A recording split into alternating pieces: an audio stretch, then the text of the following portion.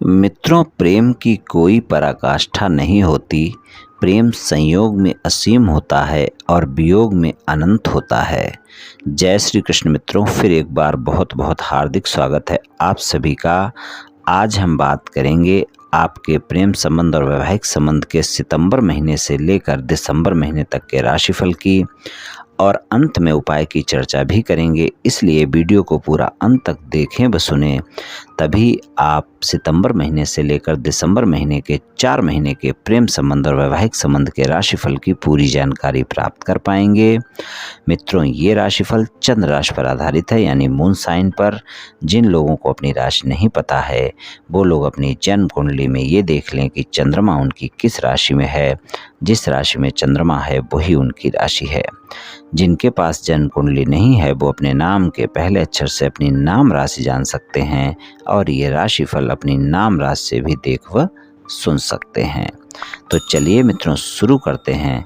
जानते हैं कि आपको इन 4 महीनों में सितंबर से लेकर दिसंबर तक के समय में प्रेम संबंध और वैवाहिक संबंधों में क्या परिणाम मिल सकते हैं। चलिए मित्रों, सबसे पहले मीन राशि वालों के हम प्रेम संबंधों की बात करेंगे। प्रेम संबंधों की बात करें, पंचम भाव में कर्क राशि है, स्वामी चंद्रमा है, और मीन राशि के स्वामी गुरुदेव हैं। और मीन राशि के स्वामी गुरुदेव का जो गोचर है वो दूसरे भाव में, बाड़ी के भाव में, मेष राशि में रहेगा, और यहाँ पर वो 4 महीने रहेंगे। और यहाँ पर उनकी राहु के साथ युति होगी, तो गोचर में गुरु चंडाल योग का निर्माण मीन राशि वालों के दूसरे भाव में होगा। और आपके सप्तम भाव में कन्या राशि है, स्वामी बुध हैं, और बुध का गोचर अगर हम देखें तो सिंह राशि में रहेंगे, सितंबर के महीने में 6ठे भाव में रहेंगे, और 1 अक्टूबर से कन्या में जाएंगे, 19 अक्टूबर से तुला राशि में जाएंगे, 6 नवंबर से वृश्चिक में जाएंगे, और 27 नवंबर से धनु में जाएंगे, और 28 दिसंबर को फिर से बकरी अवस्था में वृश्चिक में आ जाएंगे। तो सप्तमेश का गोचर 6ठे भाव से लेकर 10वें भाव तक रहेगा बुध का गोचर। और यहाँ पर अगर हम देखें तीसरे भाव के स्वामी शुक्र का गोचर, तो शुक्र सितंबर के महीने में कर्क राशि में यानी पंचम भाव में ही रहेंगे, जो कि अष्टम भाव के स्वामी भी हैं।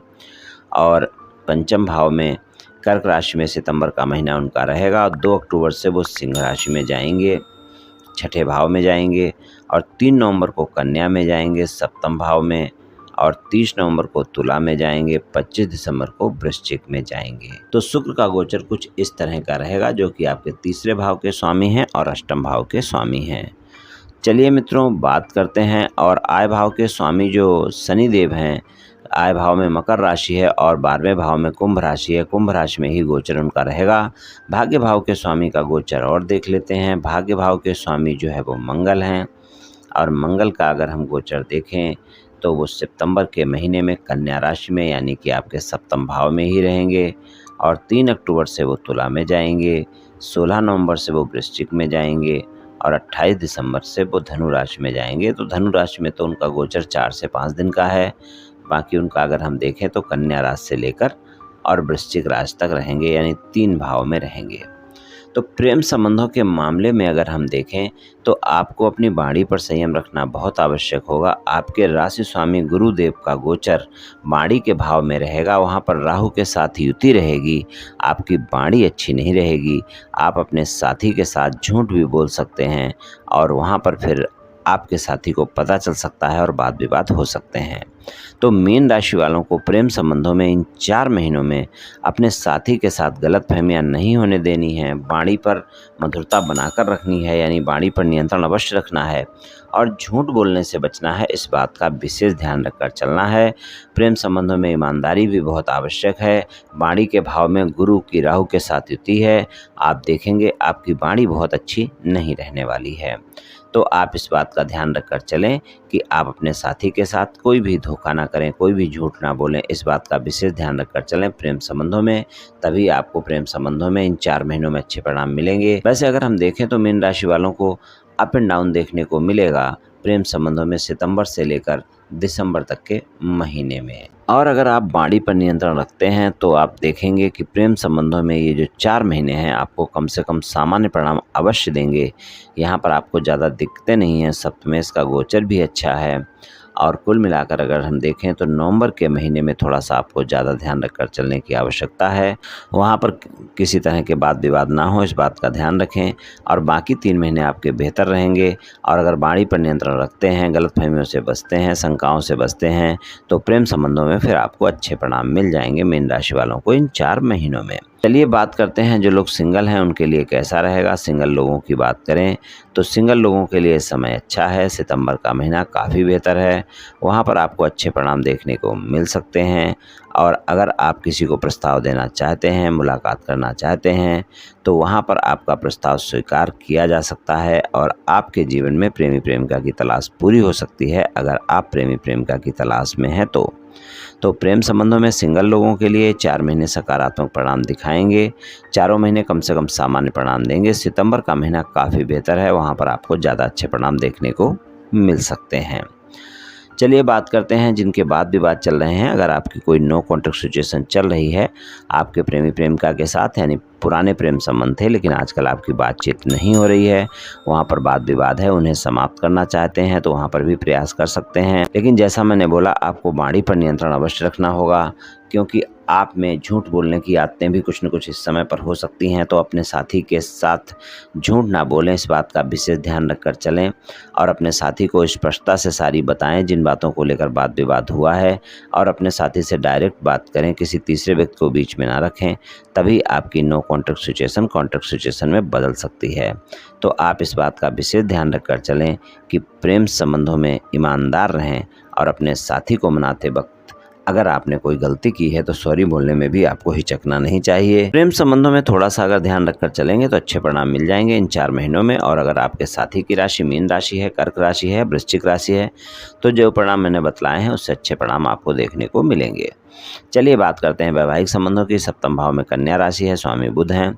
बुध का गोचर अगर हम देखें तो सितंबर के महीने में सिंह राशि में बना हुआ है और उसके बाद वो कन्या में ही आ जाएंगे 1 अक्टूबर से, और 19 अक्टूबर से तुला में जाएंगे, और 6 नवंबर से वृश्चिक में, 27 नवंबर से धनु में, 28 दिसंबर से वृश्चिक में तो बकरी होकर आ जाएंगे। तो कुल मिलाकर अगर हम देखें तो अच्छा गोचर है। आपके वैवाहिक संबंध अच्छे रहेंगे, जीवन साथी के साथ संबंधों में मधुरता बनी रहेगी। अगर जीवन साथी को कोई स्वास्थ्य में समस्या चल रही है तो आपको सितंबर के महीने में उसका ज़्यादा ध्यान रखने की आवश्यकता है। सितंबर के महीने में वो स्वास्थ्य समस्या आपके जीवन साथी को ज़्यादा परेशान कर सकती है, इसलिए आप अपने जीवन साथी को नियमित समय पर दवाइयाँ दिलाते रहें और डॉक्टर से परामर्श दिलाते रहें अगर कोई गंभीर स्वास्थ्य समस्या पहले से चल रही है तो। और अगर कोई गंभीर स्वास्थ्य समस्या नहीं है तो फिर आपके जीवन साथी के लिए अच्छा है, कोई ज़्यादा दिक्कतें नहीं है स्वास्थ्य के मामले में। और जीवन साथी के साथ किसी भी प्रकार की बहस से बचकर रहना है सितंबर के महीने में, इस बात का भी ध्यान रखकर आप चलें। और बाकी अगर हम देखें तो लगभग सारा समय अच्छा ही रहेगा। इन 4 महीनों में अगर हम देखें तो सितंबर और नवंबर के महीने में आपको अपने जीवन साथी के साथ किसी भी प्रकार के वाद विवाद से बचना है, और अक्टूबर और दिसंबर ज़्यादा बेहतर रहेंगे। और अगर आपके जीवन साथी के साथ इन 4 महीनों में कोई भी यात्रा होती है तो अगर आपके कोई मतभेद चल रहे हैं तो आप यात्रा के दौरान अपने जीवन साथी को मनाने का प्रयास करें। आप देखेंगे आपके मतभेद समाप्त हो जाएंगे। और अगर कोई ज़्यादा मतभेद चल रहे हैं तो आप सितंबर और नवंबर में प्रयास ना करें, अक्टूबर और दिसंबर के महीने में प्रयास करें, आपके मतभेद समाप्त हो सकते हैं। आप अपने जीवन साथी के साथ रोमांटिक समय गुजारेंगे। आप देखेंगे कि आप दोनों के संबंधों में मजबूती भी होगी और भरोसा भी बढ़ेगा और वैवाहिक संबंध आपके मजबूत रहेंगे। लेकिन आप ध्यान रखें ससुराल पक्ष के लोगों के साथ किसी भी तरह की कोई बात विवाद ना हो, इस बात का ध्यान रखकर चलें। और ससुराल पक्ष के लोगों के साथ बातचीत करते वक्त अपनी वाणी पर संयम रखना आवश्यक है। अपने जीवन साथी के सामने ससुराल पक्ष के लोगों के बारे में किसी भी प्रकार की टीका टिप्पणी ना करें, इस बात का ध्यान रखें। मीन राशि वालों के लिए सितंबर से लेकर दिसंबर तक के समय में प्रेम संबंध और वैवाहिक संबंध में चारों महीने अच्छे रह सकते हैं। थोड़ा सा अगर आपने अपनी वाणी पर नियंत्रण किया और गलतफहमियां नहीं बढ़ने दी तो आप देखेंगे कि आपको बहुत बेहतर परिणाम मिलेंगे इन 4 महीनों में प्रेम संबंधों में।